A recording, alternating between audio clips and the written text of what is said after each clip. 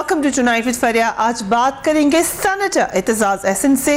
Let's take a look at the headlines tonight. Panama case में एक बार फिर article 62-63 की बाज़गश्त. आर्टिकल 62-63 इब्हाम का पकवान है. वज़ीर आज़म के वकील के दलाइल. फौजी अदालतों के हामी एतजाज एहसन अब उनके मुखालिफ क्यों हो गए? साबिक सदर जरदारी की पार्लियामेंट में आने की मुखालफत क्यों? क्या आसिफ अली जरदारी की वापसी पीपल्स पार्टी को मजबूत के बजाय कमजोर बनाएगी? पूछेंगे सेनेट में कायदे हिज़्ब इख्तिलाफ सेनेटर एतजाज एहसन से.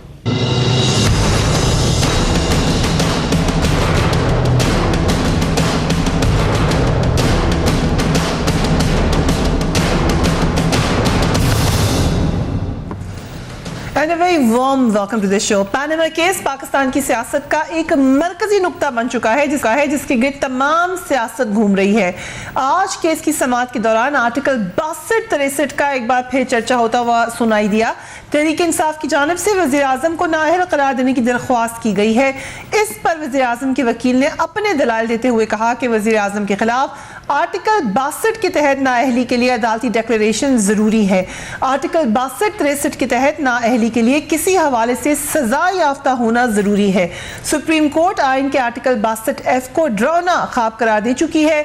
अदालत उज़्मा का ये फैसला जस्टिस आसिफ सईद खोसा ने तहरीर किया था. रेफरिंग टू अनदर केस, 7 रुकनी बेंच ने यह भी करार दिया कि सादिक अमीन की आईनी शेख इब्हाम का पकवान है. अदालत करार दे चुकी है कि किसी बयान की बुनियाद पर नाअहल करार देने के लिए पस मंजर और पेश मंजर देखना लाजिम है. क्या अदालत की जानिब से डरावना ख्वाब करार देने के आर्टिकल पर वज़ीर आज़म को नाअहल करार दिया जा सकता है? वज़ीर आज़म के वकील ने कहा कि गैर ज़रूरी कानून ख़त्म करके आइन को अमली बनाना होगा. आइन के आर्टिकल 62-63 को कई हल्के नाकाबिले अमल करार देते हैं, मगर बहरहाल ये कॉन्स्टिट्यूशन का हिस्सा है.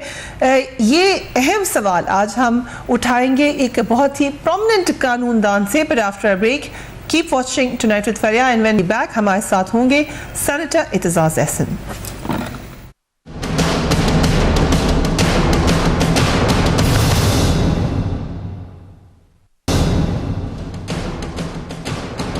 And welcome back, Senator Aitzaz Ahsan हमारे खुसूसी मेहमान. Thank you very much sir for being on the program. Senator साहब, इस वक्त हम पनामा केस में कहाँ पे खड़े हुए नजर आ रहे हैं आपको? इस वक्त हमें मुझे तो महसूस होता है कि वज़ीर आज़म दलदल में फंसे हुए हैं और हाथ पांव मार रहे हैं. उनके तर्जमान भी बहुत एक्सप्लेन करने की कोशिश कर रहे हैं, पर बुनियादी तौर पे जो बारे सबूत है वो उसकी तरफ तो देख नहीं रहे. वो टेक्निकल बातें कर रहे हैं. असल बात तो बड़ी सादी और सिंपल सी बात है. आपने तस्लीम कर लिया है कि 7-8 अरब रुपए की प्रॉपर्टी पाकिस्तान के बाहर लंदन में आपकी है. वो कैसे हुई? वो कहाँ से आ गई? कैसे बन गई? 4-5 अरब 7-8 अरब रुपए की प्रॉपर्टी किसी के घर की किसी की जेब में तो नहीं होती. ये तो किसी तरीके से किसी तौर से बनाई गई है. आपने तस्लीम कर लिया शरीफ ख़ानदान की है. शरीफ ख़ानदान में 2 public prominent holders of public office हैं.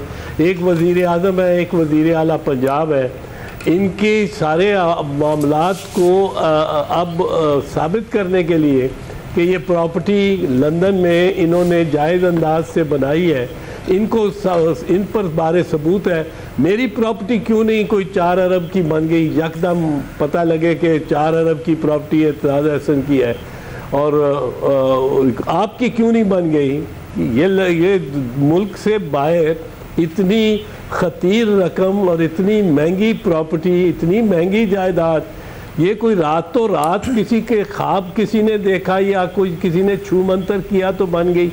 सरमाया, इस पे सरमाया लगा है. जो हम केस में जो देख रहे हैं वो बार बार जो हमें नजर आया, पहले भी दोबारा भी फोकस प्राइम मिनिस्टर की स्पीच पे दिया जाता है, क्योंकि ये कोशिश तो प्राइम मिनिस्टर की टीम की है कि वो साबित कर दें कि प्राइम मिनिस्टर अलग है, उनके बच्चों का मामला अलग है, वो इंडिपेंडेंट है, उनके अपने बिजनेसेस हैं. तो फिर जो बात आप कर रहे हैं, फोकस इस पे हमें क्यों ज्यादा नजर नहीं आता? ज्यादा फोकस हमें स्पीचेस के ऊपर आता है. ये आर्टिकल 62-63 का जिक्र जिसको आज उन्होंने कहा कि इसमें इबाहम है।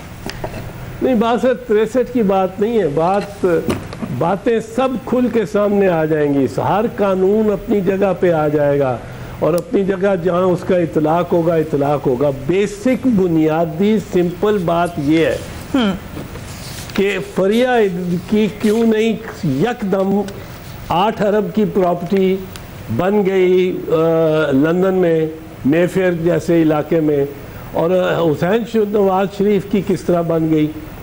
असल बात तो ये है कि किस तरह प्रॉपर्टी बनी ये वो मान चुके हैं, तस्लीम कर चुके हैं। अब सवाल ये है, अब ये जो जिस तरफ वो लेके जाते हैं, एक तो कहते हैं कि जी दादे ने, मियाँ मोहम्मद शरीफ ने ये सारी डीलिंग की, और मियाँ मोहम्मद शरीफ ने अपने मुख्तलिफ पोतों में से कोई 4 शायद पोते या 4 तो कम से कम माशाअल्लाह है, वो पोतों में से एक पोते को मुंतखब किया कि सारी जायदाद उसको। वो भी मैं अर्ज़ करूँगा क्यों किया, क्यों उसकी भी वजह है। वो उन्होंने नहीं किया, इन्होंने किया है। और वो एक पोते के हवाले सारी अपनी इन्वेस्टमेंट, फॉरेन इन्वेस्टमेंट, सारी कमाई, जिसका कोई रिकॉर्ड नहीं है, जिसका कोई रिकॉर्ड पेश नहीं की ख़ानदान ने, पर कहते ही हैं कि उन्होंने सारी हुसैन नवाज के नाम कर दी। अब हुसैन नवाज के नाम दादे ने की, और फिर बहस करते हैं, फिर ये लॉजिक देते हैं कि जी दादे ने किया था, जो बिजनेस किया था दादे ने किया था, उसका हिसाब पोता किस तरह दे सकता है, कैसे दे सकता है। मैं आपको बताऊं 1934 का एक केस अभी पीछे ही उसका फैसला हुआ है। 1934 में वो प्रॉपर्टी एक पार्टी को मिली through a registered sale deed. 2015 में आके उस रजिस्टर्ड सेल डीड को होल्ड किया अदालत ने कि ये जाली है।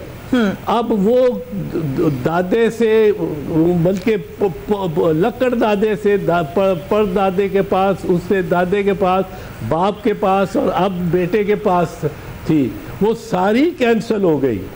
ये प्रॉपर्टी में, चोरी की प्रॉपर्टी में टाइटल पास नहीं होता, उसका हिसाब जिसके हाथ में होता है उसके। साइंटिस्ट साहब, आप ये कह रहे हैं कि 62-63 की बात नहीं है, सो यू एग्री? क्योंकि जो उनकी काउंसिल है, उनका जो वकील है, वो भी ये कह रहे हैं कि 62-63 इबाहम का पकवान करार दे चुकी है खुद सुप्रीम कोर्ट, तो इसलिए 62-63 को बतलाएं। मैं कुछ और कह रहा हूँ, मैं कह रहा हूँ बहुत से कवानीन अब अप्लाई है। बट 62-63 के हवाले से आपका क्या ख्याल है कि वो सुनो तो सही, मैं तो कह रहा हूँ बहुत से कवानीन अप्लाई करते हैं।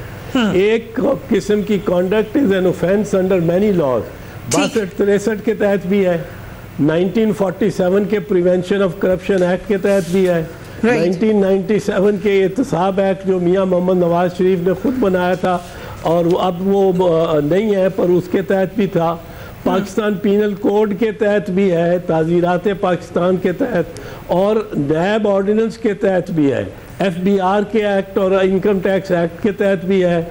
ये सारे कवानीन अपनी जगह एकदम फिट इन हो जाएंगे। इनको एक मिनट एक तरफ रखें, बुनियादी बात पे आए।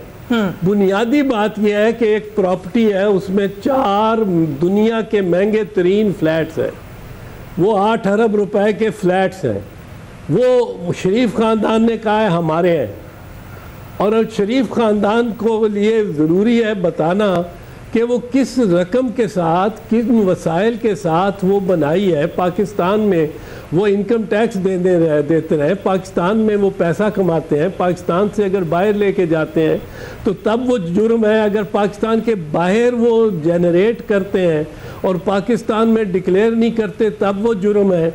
अगर दादा जुर्म करता है, दादा एक कार डकैती में एक कार छीन कर ले भागता है और जाके वो मर्सिडीज कार पोते को पकड़ा देता है और ख़ुद फौत हो जाता है, तो पोते की कार नहीं बन जाती वो कि दादे की बिजनेस थी, मियाँ शरीफ की बिजनेस थी, तो हुसैन बेचारा क्यों उसका जवाब दे। हुसैन के पास वो प्रोसीड्स ऑफ द क्राइम आए हैं, proceeds of the crime Hussain के हाथ में पकड़े गए हैं, और हुसैन का बाप जो है वो वजीर आजम पाकिस्तान रहा है, होल्डर ऑफ पब्लिक ऑफिस। उसके बावजूद आज चर्चा 62-63 का ही रहा है कोर्ट में, क्यों PTI का फोकस 62-63 है?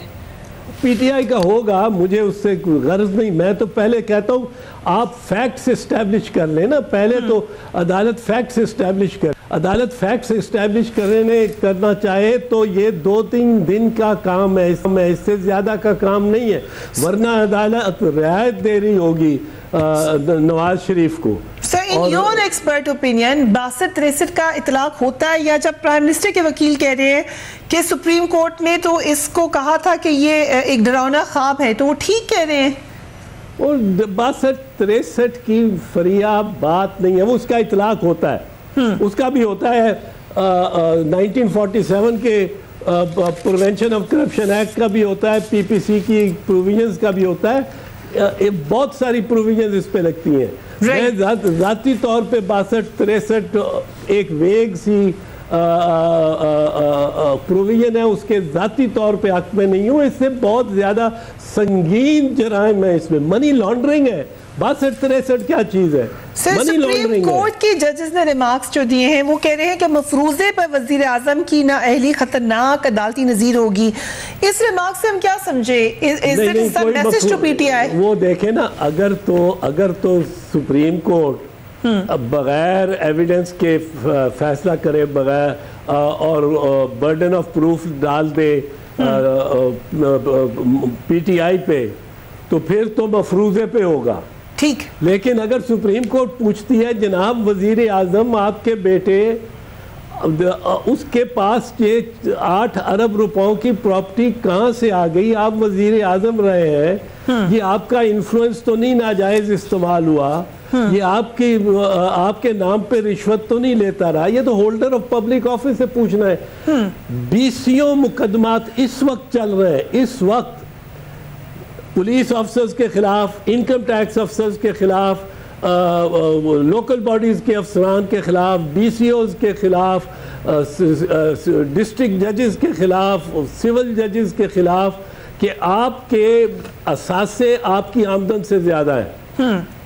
और अगर किसी के बेटे के 3 गुलबर्ग में घर में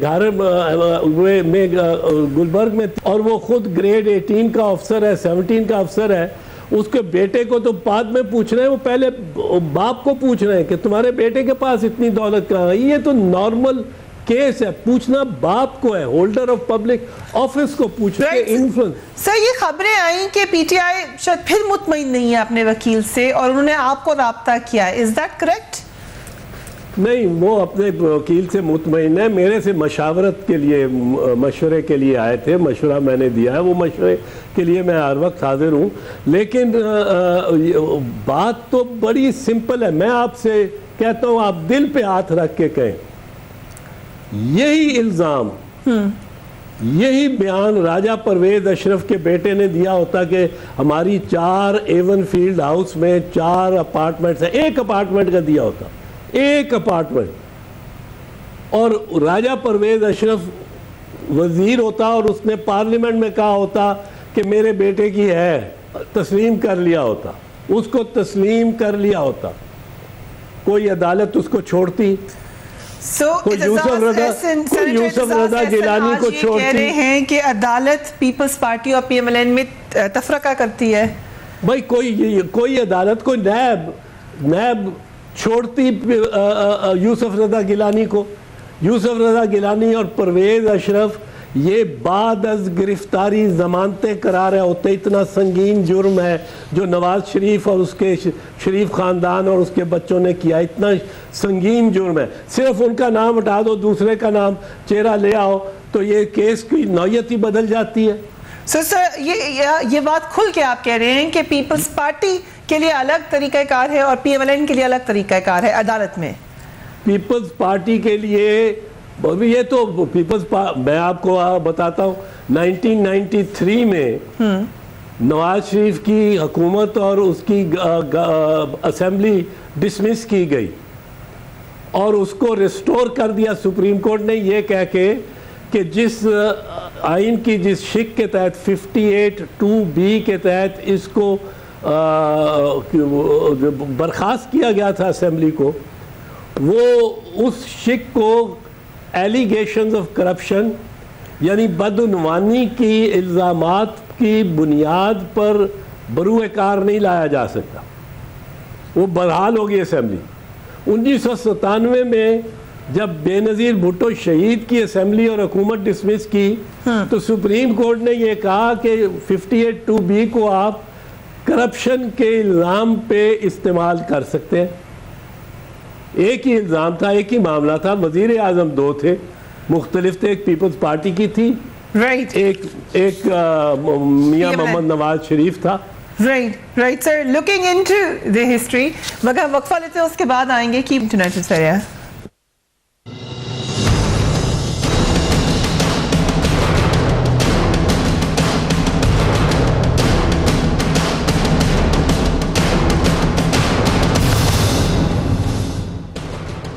and welcome back. Senator Aitzaz Ahsan हमारे खुसूसी मेहमान। सेनेटर साहब, आप खिलाफ थे सुप्रीम कोर्ट में जाने के, क्या वजह थी उसकी, और आज भी आप समझते हैं कि ये गलत फैसला था? मैं खिलाफ था क्योंकि जो मैंने आपको थोड़ा सा वाक़या बताया, तारीख ये बताती है कि मियां मोहम्मद नवाज शरीफ और शरीफ ख़ानदान can get away with murder. Model town में 14 बंदे कत्ल हुए हैं, उनका मुकदमा उनके ख़िलाफ़ है, उनमें 2 बीबियां भी हैं। उन शोहदा के लिए इन पे कोई मुकदमा नहीं चला, वो पुलिस पे डाल दिया है। 6 घंटे गोलियां सारे दुनिया के सामने चलती रही हैं, सारा मीडिया वहाँ था, लोग गिरते रहे, लेकिन वो इन पे कोई नहीं चला। इन्होंने हमला किया सुप्रीम कोर्ट पे 1998 में, जब मियां नवाज शरीफ को तलब किया गया अदालत में, तो यूसुफ रज़ा के बरक्स, राजा परवेज़ अशरफ के बरक्स, इन्होंने तलबीदगी पर हमला कर दिया सुप्रीम कोर्ट पे।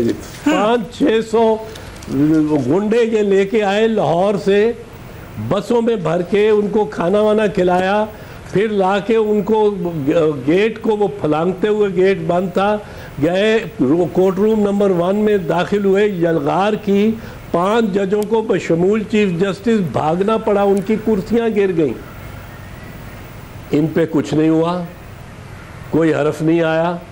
इनके अपने समधी, अपने वजीर ख़जाना ने बयान दिया है, इतना लंबा बयान है, वो मनी लॉन्ड्रिंग का इनके खिलाफ। वो तो चलिए उसका डिफेंस ठीक है कि उसने हिरासत में दिया और उस पे के खिलाफ एक्शन नहीं हो सकता, पर उस बयान को लेकर उसके कवायफ, उसके मंदरजात को तो देखा जा सकता था कि वो दुरुस्त है। क्या जो आईडी कार्ड नंबर दिए हुए हैं, क्या जो काजी फैमिली के नाम है, क्या जो बैंक अकाउंट्स दिए हुए हैं, क्या जो बैंक के ट्रांजैक्शंस दिए हुए हैं, क्या वो हुए हैं या नहीं हुए, वो तो तफ्तीश की जा सकती थी। वो किसी ने तफ्तीश नहीं की। ना नैब, ना FBI, ना FIA, ना कोई अदालत, कोई इनको पूछती नहीं है। Sir I would like to give my disclaimer कि ये आपका ओपिनियन है, इसलिए आप खिलाफ सुप्रीम कोर्ट में जाने के, लेकिन जो आपने खुद जिक्र किया राजा परवेज अशरफ का, प्राइम मिनिस्टर रहे हैं पाकिस्तान के, कि उनके खिलाफ मुकदमा तो फैसल सालेह हयात साहब लेके गए थे और करप्शन का, और फैसल सालेह हयात साहब को तो पीपल्स पार्टी ने वापस ले लिया है। Your comments?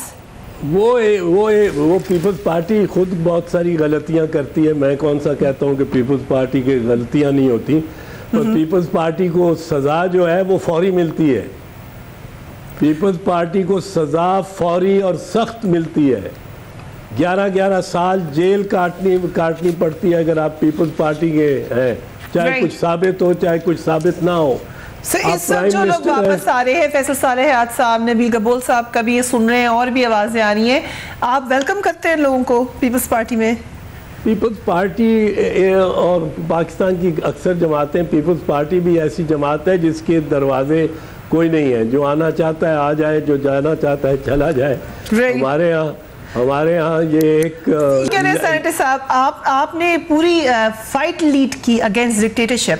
सो जो डिक्टेटर के साथ रहे, आपको कोई इतराज़ नहीं है उनका पीपल्स पार्टी में, आपकी जमहूरी पार्टी में आने पर? नहीं, मुझे तो इस बात पे कोई इतनी खुशी नहीं है, पर ये पीपल्स पार्टी पहले भी है, हम सब इसी तरह ही हैं। अपनी खामियां बताएं तो इतनी है कि जो है नहीं, पर हमें वो सज़ा के हम हकदार नहीं हैं जो सज़ा हमें दी जाती है और मिलती है। और जो इस शरीफ ख़ानदान, ये बिगड़े हुए बच्चे, इस निज़ाम के लाडले बच्चे जो इनके साथ होती है और जो इनकी कोताहियाँ और गलतकारियाँ और इनकी चोरियाँ, इनके डाके, इनके वो जिस तरह उनसे सरफ नज़र किया जाता है। सर, एक और जो बड़ी अहम खबर है आजकल जनरल रहील शरीफ के हवाले से गर्दिश कर रही है। ख्वाजा आसिफ ने कहा कुछ खबर नहीं है हुकूमत को, और सेनेटर अजहर अब्बानी ने सवाल भी उठाया, कॉन्स्टिट्यूशन क्या कहता है इस हवाले से? हमारे आर्मी चीफ कोई ऐसी पोजीशन लें तो क्या रिक्वायरमेंट है कॉन्स्टिट्यूशन की? कॉन्स्टिट्यूशन की रिक्वायरमेंट ऐसी नहीं है। ये पाकिस्तान आर्मी एक्ट के तहत कोई ऑफ 1950 के तहत कोई बंदिशें हैं किसी किस्म की कि आप हसास एक हसास दफ्तर ऑफिस ओहदे पे रहे हो तो आप किसी और की तरफ इस तरह नहीं जा सकते आसानी से। उसके लिए परमिशंस गवर्नमेंट की लेनी पड़ती हैं। और मेरा अभी भी ख्याल है कि राहील शरीफ ऐसा नहीं करेगा। उसने एक नाम कमाया है पाकिस्तान में, और वो एक शर्त तो जो उनकी जानिब से सुनाए लगी है वो ये कि ईरान को इसमें शामिल किया जाए, क्योंकि ईरान के बगैर तो ये इत्तेहाद बेमानी और बेमकसद है। ये तो एक फ़िरका वाराना किस्म का इत्तेहाद हो गया। मुसलमानों की उम्मा का, जिस तरह OIC है जिसमें ईरान भी है, इराक़ भी है, शाम भी है, इस तरह की एक इत्तेहाद होना चाहिए। ये अव्वल तो मैं नहीं समझता हूँ कि वो जा रहे हैं, और जाएंगे तो हुकूमत की मर्ज़ी और रज़ा के बावजूद जाएंगे। और अगर जाएंगे तो फिर इसका मतलब है कि हुकूमत ने इस मामले को कोई एक दिन में तो नहीं ये बात बन गई, ये तो 5-6 महीने इस पे काम हुआ होगा। बट सर, ख्वाजा आसिफ ने पहले एक इंटरव्यू में कहा कि हुकूमत से पूछा गया है। उसके बाद जब पीपल्स पार्टी ने सवाल उठाया तो फिर उन्होंने आके पार्लियामेंट में ये कहा कि हमें इल्म नहीं है। ये कंफ्यूजन क्यों नजर आई उनके बयानात में? नहीं, हुकूमत के तो सारे बयानात में कंफ्यूजन है। वो तो 2 कदम आगे जाती है, 3 कदम पीछे जाती है हर मामले में। वो तो इस हुकूमत को तो आप कंफ्यूज हुकूमत ही। पहले वो कह बैठे होंगे कि जी हमने इजाज़त दी है, वो अपनी बड़ाई बताने के लिए, अपनी बड़ाइयाँ बताने के लिए वज़रा कमाल के रत्बुल ज़बान है, कमाल के, और इतनी एक प्रेस कॉन्फ्रेंस करते हैं एक पॉइंट पे, और या बयान देते हैं पार्लियामेंट में एक पॉइंट पे, वो मेन पॉइंट होता है, उस पर सारे बात करना चाह रहे होते हैं, सुनना चाह रहे होते हैं। 3 मिनट उस पर लगाते हैं और 50 मिनट अपनी खुद सताई पे लगा देते हैं। ये तो वज़रा है। अब मुझे नहीं समझ आती कि ये गवर्नमेंट चल किस तरह रही है। किसान बदहाल है, एक वजीर है, आपकी पहले पर्सनल उनसे मामलात खराब हुए या पूरी पीपल्स पार्टी नाराज हो गई है? क्या ऐसा मसला है इंटीरियर मिनिस्टर के साथ कि पीपल्स पार्टी के जो 4 पॉइंट्स हैं उनमें भी उनका नाम है? बिलावल भुट्टो भी मुसलसल उनके खिलाफ ट्वीट करते हैं। हर कोई क्यों नाराज है इंटीरियर मिनिस्टर से? किससे? इंटीरियर मिनिस्टर से? Yes sir. वो देखें, इंटीरियर मिनिस्टर से आप मेरे से बात करेंगे, मैं उसके जहन पे सवार हूँ। 2 बातें मैं कहता हूँ उनके जहन पे सवार है, एक मैं हूँ और एक दूसरी चीज़ उनके सर पे सवार मसनूई है। पर वो मैं उनसे ज़्यादा उनके बारे में बात नहीं करना चाहता। लेकिन ये ज़रूर है कि अब नेशनल एक्शन प्लान बनाया था जब, तो हमें ये अश्योर किया गया था कि इस पर अमल दरामद होगा। और अमल दरामद कराने वाली वजारत, वो कितना भी कहते रहे कि सूबे हैं, फलां है, वो है, कोऑर्डिनेशन उनमें करने की, सब में कोऑर्डिनेशन करने की जिम्मेदारी national action plan on the security, internal security of Pakistan, वो वजारत दाखिला का काम है। सर, यही बात जस्टिस काजी फायज की रिपोर्ट में भी है, उसके ऊपर अमल दरामद नहीं होना चाहिए? काजी फैज़ ईसा की रिपोर्ट तो सुप्रीम कोर्ट के सामने पेश होगी ना, उसके बाद उसका पता चलेगा।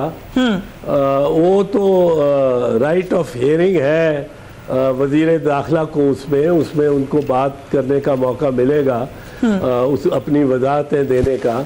लेकिन उस पे तो अभी अमल दरामद क्या होता है वो पता लगेगा जब सुप्रीम कोर्ट में जाएगी। सर, नैप इम्प्लीमेंटेशन की आपने बात की, एक बड़ा अहम हिस्सा उसका फौजी अदालतें भी थी। उम्मीद ये की जा रही थी कि अदालती निज़ाम को ठीक कर लिया जाएगा।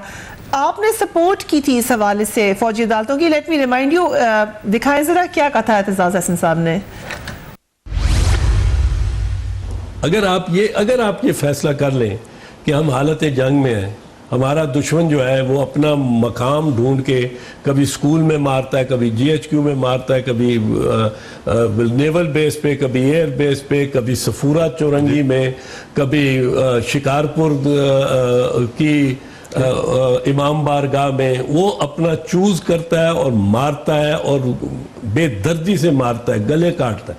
अगर हम हालत जंग में हैं तो then military courts is a lawful option. मैं कहता हूँ हम हालत जंग में हैं, मैं कॉन्शियसली कहता हूँ। सेनेटर साहब, आज क्या अब हम हालत जंग में नहीं है? अब क्या पॉइंट ऑफ व्यू है आपका? देखें, इसके साथ आपने बाकी हिस्सा नहीं सुनाया। आपने बीच में से एक पिकअप किया है, उसमें मैंने कहा कि मैं इसकी मुखालफत करता हूँ, and a bit of me has died on this day. ये आपने वो हिस्सा नहीं सुनाया। पर मैं आपको ये बताना चाहता हूँ कि फ़ौजी अदालतों पे हमने ये कड़वा घूंट सिर्फ इसलिए लिया था और उसको जस्टिफाई भी किया था क्योंकि हमें ये एश्योरेंस दी गई थी कि 2 साल की जो सनसेट क्लॉज है उसमें जो जुडिशल सिस्टम है, जो इन्वेस्टिगेशन का सिस्टम है, जो क्राइम फाइटिंग का सिस्टम है, इस सब में इस्लाहात लाई जाएंगी। इसके लिए बड़े वसाइल बरूए कार लाए जाएंगे। सर, जो कि नहीं लाई गई तो कौन रिस्पॉन्सिबल है उसके लिए? हुकूमत और कौन? मैं रिस्पॉन्सिबल हूँ, आप रिस्पॉन्सिबल है। कौन है आप खुद बताएं। क्या करें? आज हमने ना वो रिफॉर्म्स लाए, हालत जंग हमारी अभी भी है सर, तो क्या फौजी अदालतें होनी चाहिए या नहीं? Today what's your opinion? नहीं, इस वक्त तो हम इसकी मुखालफत करेंगे। जो हमने मौका दिया था गवर्नमेंट को, गवर्नमेंट ने दिया ही नहीं। अब गवर्नमेंट फिर बंदूक हमारे कंधे पे रख के चलाना चाहती है against human rights, right, against civil rights, against constitutional rights. Sir, आपने पीपल्स पार्टी के हवाले से बड़ी खुल के बात की। एक आपके हवाले से बात कोट की एनालिस्ट है, सीनियर एनालिस्ट है मजहर अब्बास साहब। मैं चाहती हूँ आप सुने and I like to have your comment. Mazhar Abbas sahab ने क्या कहा आपके हवाले से? Let's watch that. Aitzaz Ahsan sahab ने इसलिए हैरानगी का इजहार किया है क्योंकि एतजाज अहसन साहब ने जरदारी साहब को ये मशवरा दिया था कि आप पार्टी से दस्तबरदार हो जाएं, आप जो है किनारा कश हो जाएं या रहबर बन जाएं और पार्टी को बिलावल को चलाने दें। आप दुबई से पार्टी नहीं चलनी चाहिए, ना ही दुबई से सिंध गवर्नमेंट चलनी चाहिए। ये ना सिर्फ एतजाज अहसन ने उन्हें मशवरा दिया था बल्कि कमर जमान कायरा साहब ने भी उनको मशवरा दिया था। और कायरा साहब, मशवरा तो बहुत ही वाइज है, मगर क्या आपने दिया था? ये मशवरा 18 अक्टूबर 2014 था, मेरा ख्याल है 14 ही था। 18 अक्टूबर 2014 को कराची के पब्लिक जलसे में मैंने दिया था, पब्लिक जलसे में, बस सरे आम। सो इसमें कोई ऐसी बात नहीं है जो बड़ी खुफिया थी। ये मैं मशवरा अगर पब्लिक में जलसे में लाइव कवरेज जिसकी हो रही थी सारे पाकिस्तान में एंड बियॉन्ड दे सकता हूँ, तो वैसे भी तो दे सकता हूँ। बट सर, फिर मशवरा माना नहीं गया। आप क्या समझते हैं कि पीपल्स पार्टी को नुकसान होगा अब? किसने कहा मशवरा मैंने नहीं दिया? सर नहीं, अब माना नहीं गया मशवरा तो अभी तो पीपल्स पार्टी में ज़दाई साहब का पूरा रोल मौजूद है। तो आप क्या समझते हैं, ये बेहतरी हुई है पीपल्स पार्टी के लिए? नहीं, अब तो मेरा ख्याल है कि बहुत इख्तियारात हैं हमारे इस बहस के जो पार्टी के अंदर हुई है, उसमें चेयरमैन बिलावल बहुत बड़ा इख्तियार है और आसिफ जरदारी साहब का किरदार और जो रोल है वो एक जनरल वेग सा रोल है, but he is the chairman of the party, the former president of the party. People respect him for his opinion and respect his opinion, but effectively grounds on the feet on the ground जो है वो chairman Bilawal के हैं.